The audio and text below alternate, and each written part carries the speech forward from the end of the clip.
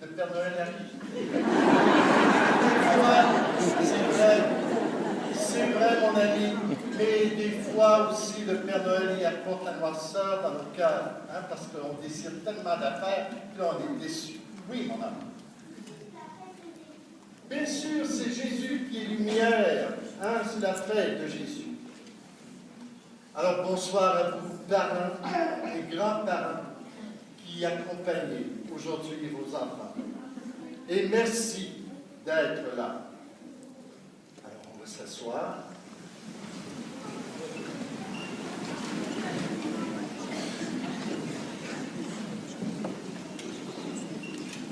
Comme Joseph et Marie, au soir du 1er Noël, vous vous êtes déplacés, soit pour retrouver votre famille dans ce lieu d'origine qu'est Alma, soit aussi pour renouer avec vos origines de foi. Peu importe les motifs qui vous amènent ici, vous vous inscrivez dans une démarche de foi. Alors, soyez les bienvenus. Il y a pour vous tous, des petits comme les grands, un message ce soir, un message d'espérance. Nous découvrirons ensemble les symboles de Noël. Y a-t-il des choses, des signes qu'on voit à l'extérieur qui nous disent que c'est Noël? Oui. Ah, la neige, oui, oui. Père Noël, oui, tu as une fixation, mon enfant. Oui, peux-tu m'en remettre des décorations? Les couronnes, et encore. Le sapin, oui. Les lumières, oui. Oui. Les lutins, oui. C'est l'habitude, hein, les lutins, oui. Ah, bien sûr, les cadeaux. Alors, ce sont tous des symboles dont on va expliquer le sens. Oui, mon homme, la dernière intervention. Comment tu me dis? Ouais, ok. Si on ne célébrerait pas ici, c'est comme si Jésus n'aurait pas de faire. Oui. Alors, nous vous invitons à suivre les personnages de la crèche, à vous identifier à eux et à vivre avec eux le merveilleux de Noël. Ce merveilleux, c'est que peu importe qui vous êtes, peu importe l'époque où l'on est, Dieu vous aime. Dieu aime l'humanité de toute éternité et veut absolument que nous sortions de la moisson. Que l'amour de Dieu manifesté en cette nuit soit toujours avec vous. Pourquoi cette noirceur? Oh, il y a très très longtemps, écoute bien cette histoire, il y a très très longtemps, Dieu avait fait un rêve pour que les hommes soient heureux. Il avait planté un arbre au milieu d'un beau jardin. Regarde notre arbre ensemble.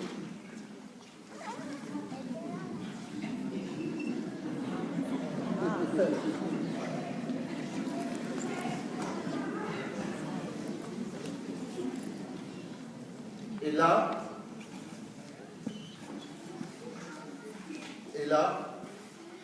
vivaient les hommes. Ils vivaient en paix avec les animaux. Et le Seigneur avait dit à l'homme, si tu veux être heureux, ne mange pas des fruits de cet arbre. C'est quel fruit? Hein? Oui, des pommes, c'est ça. Et il y a très longtemps, pour se rappeler le paradis perdu à l'approche de Noël, les chrétiens prenait un arbre, un feuillu. Hein, tu connais ça, un arbre feuillu, c'est quoi? C'est un arbre à feuilles, c'est ça. Et on y accrocherait des pommes, des boules de Noël. Okay? On maintenant remplaçait les pommes. Mais comme ici, dans les pays du Nord, les arbres perdent leurs feuilles, on a remplacé l'arbre feuillu par des sapins, qui sont des arbres verts, mais bien vivants. On va ensemble. Mon beau sapin, avec frère, que j'aime la nature.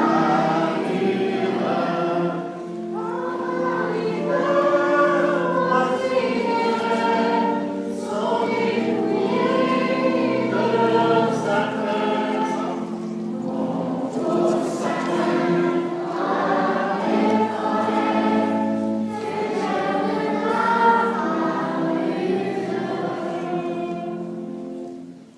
Après tout, hein, un arbre qui n'a pas de feuilles, c'est comme un arbre mort. Hein? Mais un sapin, c'est vert, c'est bien vivant. Est-ce que Noël n'est pas la fête de la vie? Hein? Oui. Hein? Dans ce paradis, crois-tu que les hommes ont fait ce que le Seigneur leur avait dit? Non. OK. Ils ont mangé de ce fruit parce qu'ils croyaient qu'ils seraient comme Dieu. Ils voulaient devenir Dieu. Ils étaient orgueilleux. Sais-tu ce que c'est l'orgueil, toi? Hein? Tu ne sais pas? Hein? Oui. Quand tu ne veux pas écouter? Oui. Oui, ça se peut très bien que ce soit de l'orgueil. Je ne veux pas écouter, j'ai raison. Bah. Hein? OK? Ou encore, je suis bien plus beau que toi. C'est-tu vrai, ça? Comment? Non. Alors, on peut se croire meilleur aussi que les autres. Hein? Alors ça, c'est de l'orgueil. Puis là, l'autre jour, ils ont voulu être, Adam et Ève, ils ont voulu être comme Dieu. Hein? Alors, ils étaient orgueilleux. Et sais-tu ce que ça fait, l'orgueil? Hein? Regarde ce que ça fait.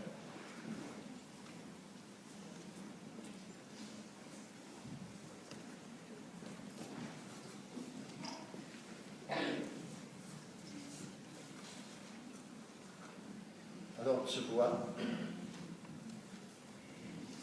Adam et Ève,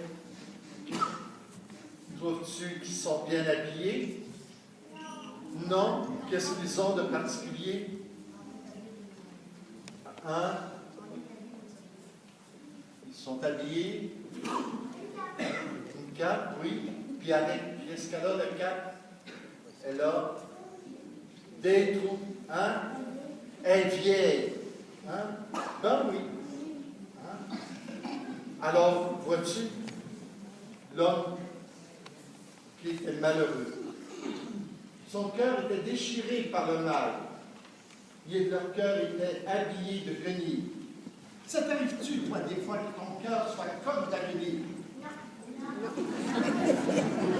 Oui, hein? Quand est-ce que ça t'arrive? Oui. Quand tu es fatigué, ton cœur est en guenille? Oui, ça se peut. Hein? Oui. Quand tu es fâché, ton cœur est en guenille. Les adultes, est-ce que ça vous arrive que votre cœur soit en guenille? Oui. Oui. Moi aussi, ça m'arrive des fois que mon cœur est en guenille parce que j'ai mal. Hein? Alors, tu vois, okay? L'homme était malheureux. Il faisait pitié à voir. On a donc choisi, pour montrer cela, la nuit la plus longue, soit celle du 24 décembre, pour nous rappeler comment les ténèbres pouvait nous rendre malheureux. Mais à partir du 25 décembre, les jours vont commencer à rallonger. Pourquoi ça? Pourquoi les jours vont rallonger? Oui. Oui. Oui, l'hiver, c'est le solstice d'hiver. OK? Alors, les jours rallongent, puis Jésus, c'est la lumière. C'est ça. Alors, aujourd'hui, est-ce qu'il y a encore des gens qui sont malheureux? Des gens qui sont dans le noir? Oui? Et? Oui. Et une foule de gens, partout dans le monde, se sont joints à Adam et Ève et ont formé à travers les époques une foule innombrable qui cherchait la lumière. Et nous sommes parmi cette foule.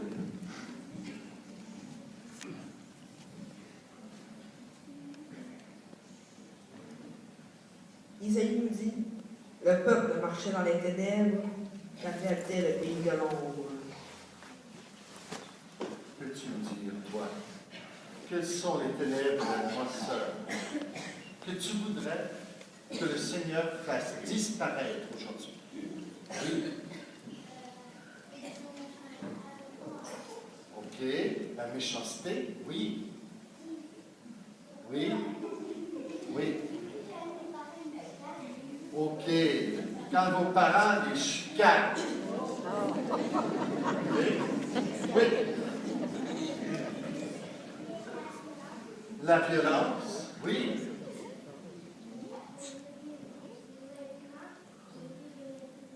Oui. Alors la pauvreté, c'est ça que tu es en train de me dire. Hein? Oui. Oh oui. L'intimidation. Oui. La tristesse.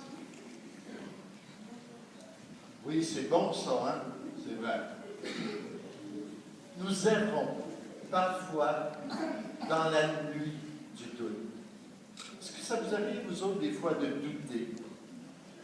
Hein? Oui, hein? Nous étions tous et toutes présents dans les environs de Bethléem, avec ceux qui passaient la nuit dans les champs pour garder leur troupeau.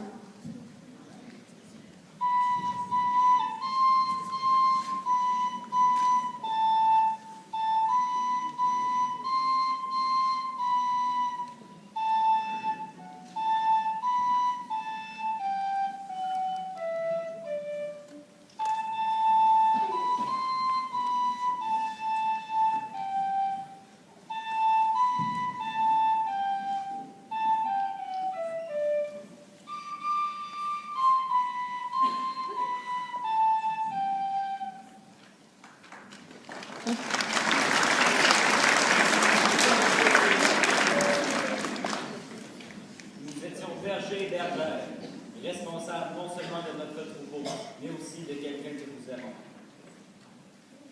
La morseur, nous, on connaît ça.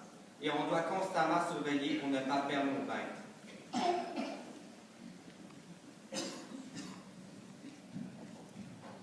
Oui, comme parents, on se demande toujours, est-ce que j'ai fait un bon choix pour mes enfants?